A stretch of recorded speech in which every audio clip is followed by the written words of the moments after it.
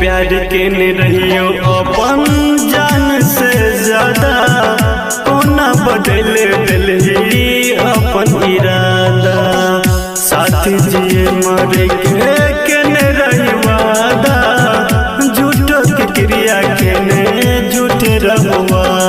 कोना दिलही जखम बेवफा बेरहम, तोहर दुपट्टा के गए हम कफन बना लेबो। तोरा याद में जहर हम दारू बना के पीबो। टूटल दिल के टुकड़ा जान के सुइया सोची लेबो। टूटल दिल के टुकड़ा जान के सुइया सोची लेबो। तोरा याद में जहर हम दारू बना के पीबो।